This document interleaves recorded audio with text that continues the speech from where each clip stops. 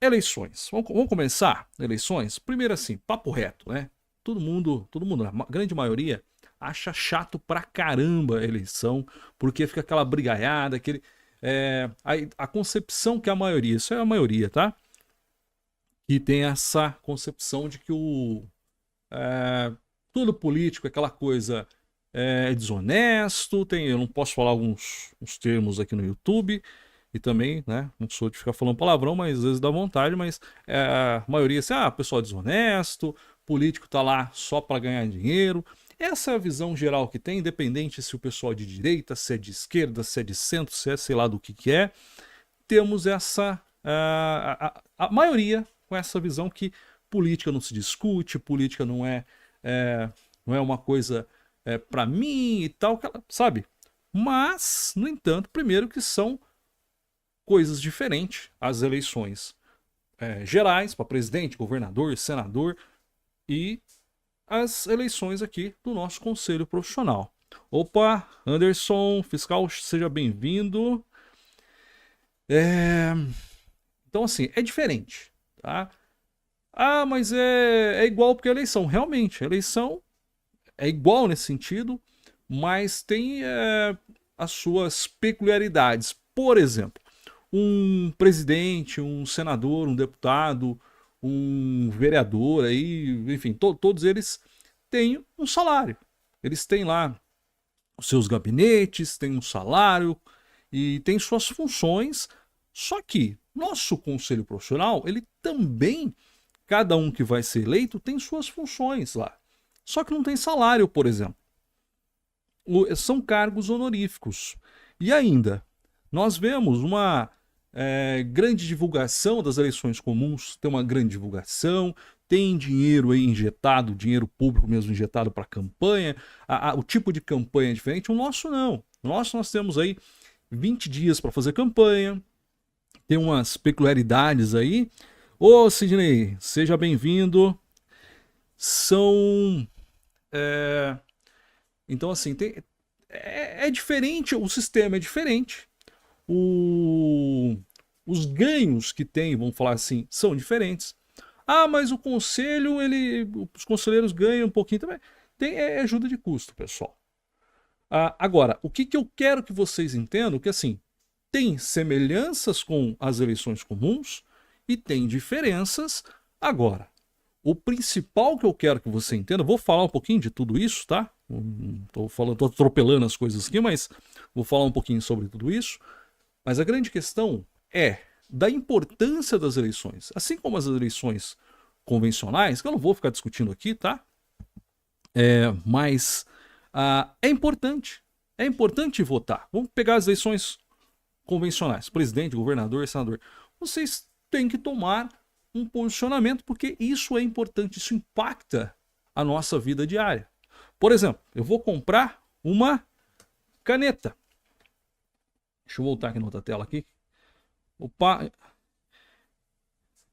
Angelique, seja bem-vinda. Ó, eu vou comprar uma caneta. Essa caneta, a compra dessa caneta está diretamente ligado à política. Por quê?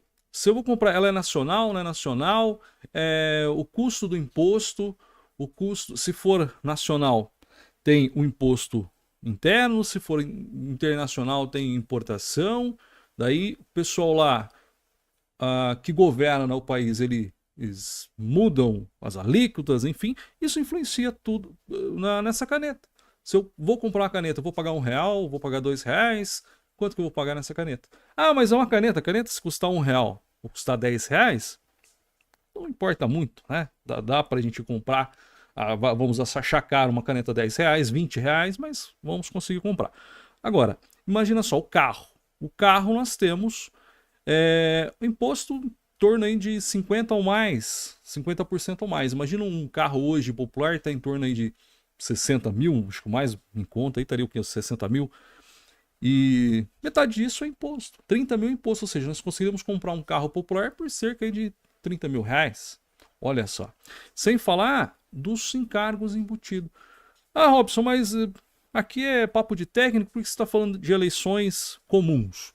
é para vocês entenderem que nós temos sim um impacto, isso eu estou simplificando o máximo possível, mas nós temos sim um impacto, seja você rico, seja classe média, seja pobre, seja quem for você é impactado pela política nacional. Assim como se você é técnico industrial, é aí que eu quero chegar, você também é impactado pela política que envolve o conselho profissional. E eu vou falar um negócio para vocês. É assim, tem diferenças, que eu falei para vocês, o sistema é diferente, mas no final das contas envolve política. Aí, ó, o adesivo, depois quem quiser adesivo, inclusive, fale comigo aí, me procure lá. Quem tiver interesse em adesivos aí da sua modalidade técnica. Mas vamos lá. Impacta totalmente essas eleições do Conselho Profissional, impacta totalmente na nossa vida. Não tem como. Ou seja, é importante, o que eu quero que você entenda, que é independente de quem você vai votar, já deixo claro aqui, independente de quem você vai votar, vote consciente, tenha uma motivação para você votar, não vote por votar. Ah, mas porque o Robson me indicou essa pessoa. Não, mas peraí, qual que é o propósito dessa pessoa dentro do conselho? Qual que é o propósito? Qual que é a história dessa pessoa? O que essa pessoa vai fazer para os técnicos? É isso. Ah, mas o Joãozinho lá, ele me indicou, o Robson me indicou, o Zezinho, a Marinha me indicou. Mas qual que é o propósito dessa pessoa? O que ele vai impactar dentro do conselho profissional? O que vai impactar na vida profissional? E daí você tem que entender o que o conselho em si impacta na vida profissional. Vamos um pouquinho de história? Bora lá, para você entender o que impacta. Espero que você fique comigo aqui nessa live, que vai ser assim bem...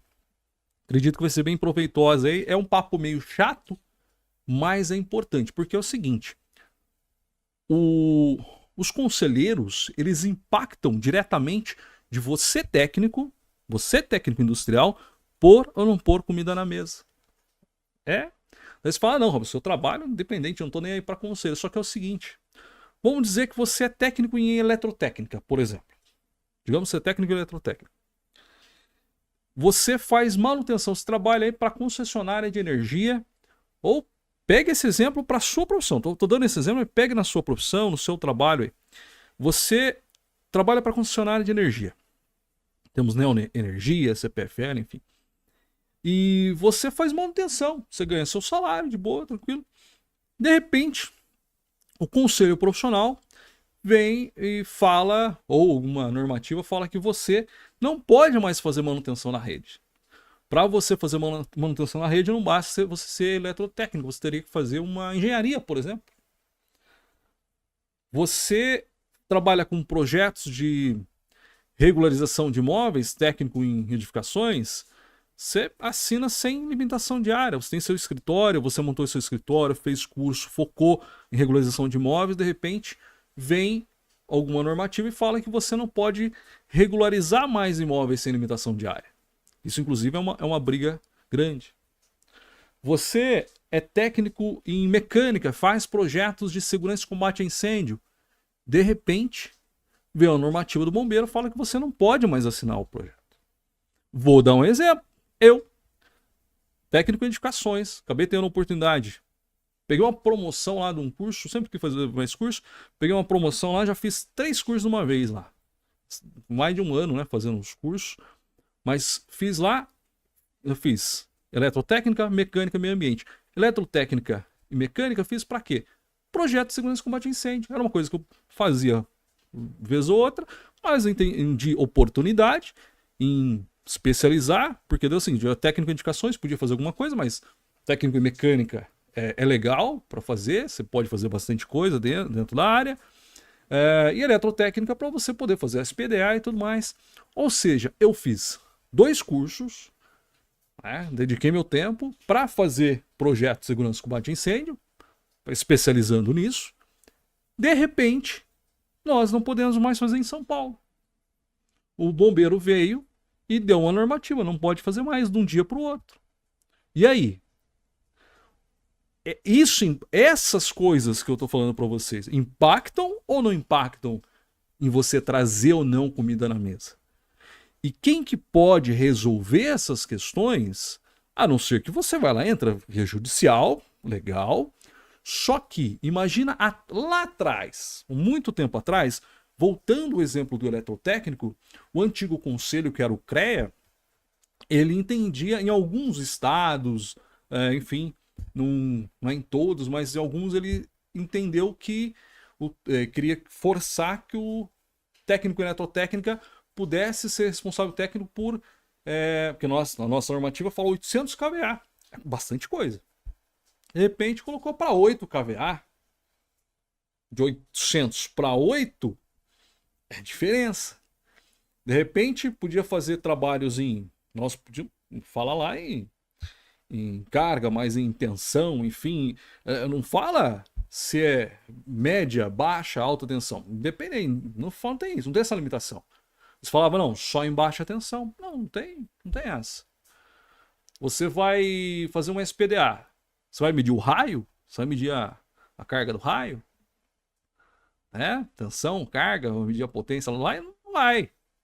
Ou seja, a grande questão é, nós temos a limitação em 800 kVA, eles queriam limitar em 8 kVA. Olha só, o próprio conselho profissional. Daí aconteceu, os profissionais que entraram na época, não é da minha época isso, não é da minha época, talvez desse meio termo, mas eu era técnico em edificações, nesse meio tempo aí, mas de qualquer forma, quem entrou contra o CREA ganhou. Opa, peraí, tá no decreto que o juiz deu ganho de causa para os técnicos em eletrotécnica, pelo menos dos que eu fiquei sabendo que entraram. No entanto, é o seguinte, imagina só, o conselho contra, imagina o transtorno para os técnicos, imagina quantos técnicos deixaram de trabalhar porque não quiseram entrar via judicial. Imagina hoje o que acontece. O CREA ainda vem batendo nos técnicos, muitos técnicos em outras situações, N situações, falando que nós não podemos fazer, e às vezes vai lá o colega técnico, vai lá e paga para outro profissional fazer atividade. Vamos falar assim, um exemplo, execução sem limitação diária. Tem colegas que teve que entrar judicial, tá em batalha judicial ainda contra o CREA, que o CREA fala que não, só eles podem. Só que daí nós temos o nosso conselho profissional a favor. Certo? Nosso conselho profissional está a favor. Então o juiz vai consultar quem? Vai consultar o nosso conselho profissional. Nosso conselho profissional fala, não, o técnico de edificações pode fazer execução sem limitação diária. Beleza? Então, é um ponto. O que acontecia, por exemplo, com a regularização de imóveis lá atrás? Os técnicos... pode ou não pode fazer regularização sem limitação diária? O juiz falava, tá, quem que é o conselho profissional? O CREA. O CREA pode ou não pode? O CREA falava, não pode. E aí? Pronto. Quem decide essas coisas é o conselho profissional. Ou seja, essas situações... lá atrás tínhamos o conselho contra o profissional. Hoje nós temos o conselho a favor do profissional. Nós temos uma situação aqui em São Paulo, situação do bombeiro, que está numa briga. Está numa briga. O conselho, o CRT São Paulo tem lutado, tem acompanhado de perto isso, tem lutado aí para resolver a situação do bombeiro. Politicamente, porque entrar com ação judicial é mais complicado. No entanto, assim, daí vamos dizer, o conselho poderia ter feito melhor, feito pior, daí é discutível. Mas a questão é, o conselho, eu tenho visto o conselho fazer alguma coisa. Poderia fazer mais? Talvez sim. Talvez sim. Agora, de qualquer forma, não estou vendo eles parados, eles estão se mexendo. Não estão conseguindo fazer por algum motivo, mas estão brigando ali para resolver. São, talvez, a gente poderia entender que poderia fazer mais, mas nós temos que entender também que tem bastante burocracia, então tem algumas situações que nós não conseguimos enxergar aqui como profissionais aqui que não, digamos assim, não temos acesso a informações que eles têm, tá?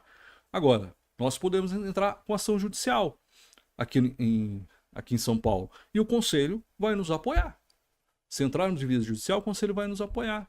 Ah, mas o conselho deveria, eu não vou ficar discutindo isso aqui. Se o conselho deveria ou não, é discutível. A gente pode até montar uma live só para isso. Chamo vocês para discutir. A gente faz uma mesa, uma live, uma videoconferência discutindo isso, se vocês quiserem. Deixa aí, se vocês quiserem discutir isso numa live. Agora, o fato é, são situações que impactam a nossa vida. Que impactam a nossa vida. Ou seja, daí a importância de nós escolhermos boas pessoas para estar lá. Por exemplo, você pode entender que o presidente do Conselho Federal dos Técnicos Industriais, ele poderia fazer mais para os técnicos. Tem muita coisa, tem a NR 13, deveria ter sido resolvida, entendo eu. Essa situação dos bombeiros poderia ser resolvida também. Tá? Outras situações poderiam ser resolvidas pelo Conselho Federal, talvez sim, ou pelos regionais que sejam, poderiam ter sido resolvidas. Agora, competência, incompetência? Não, é discutível. Agora, pensem bem quem que vocês vão colocar lá. Daí eu vou voltar um pouco ainda, a questão do Conselho Federal. Vocês sabem da situação em que o presidente eleito do federal teve acusações graves contra ele. Eu não vou me estender o assunto porque tem coisas que é complicado a gente falar, enfim, porque está em processo, então não tem acesso ao processo. Mas foi até então que chegou, teve graves acusações, no entanto ele foi afastado. Ele mais outros lá foram afastados do Conselho Profissional. Para aqueles que não sabem, o presidente hoje em exercício do Conselho Federal dos Técnicos está substituindo o presidente eleito. Ele era diretor, me fugiu agora, se ele era vice ou se ele era diretor, me fugiu agora mesmo aqui. Mas ele está substituindo. Tá? Ah, ele é bom, é ruim?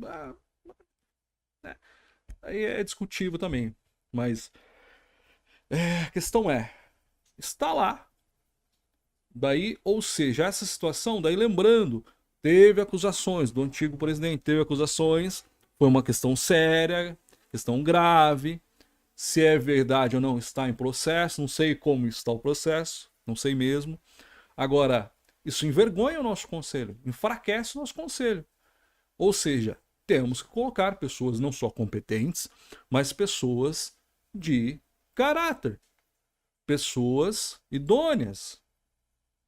Ou seja, tem que pensar bem. Não pensem aí, não vão pela emoção. E daí ainda vou só pegando mais um ponto nisso. Vai aparecer pessoas pedindo seu voto agora.